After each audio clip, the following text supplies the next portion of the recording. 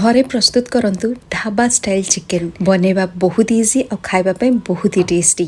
Entire recipe caption रे देछि check कर नेबे। चिकेन को भलो भाबरे धोई क्लीन करी लूण हळदी लंका गुंड गरम मसला और दही दे गोलाई मैरिनेट करी आधा घंटा पई रखि नबा। एबे प्याज को एठी काटी नबा। ढाबा रे सब जिंस फ्रेश यूज करा जाय सेति पे बेसी टेस्ट भलो होय थाए। प्रेशर कुकर रे तेल गरम हे गले दे देबा किछि गोटा मसला ऐड कर देबा सब प्याज को। एबे ग्राइंडर रे आमे किछि मसलार पेस्ट करबा जार डिटेल मु कैप्शन रे देछि चेक कर नेबे।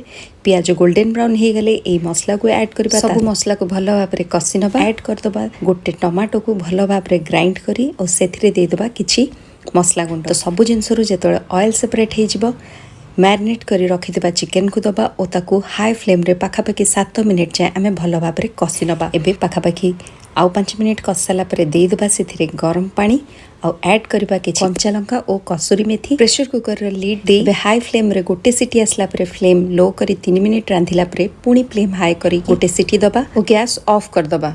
और स्टीम ऑटोमेटिकली रिलीज होला परे लीड खोली कि देखंतु केते सुंदर ढाबा स्टाइल चिकेन करी घरे प्रस्तुत हो जाई। किपर लागला रेसिपी डेफिनेटली कमेंट रे जणाइबे।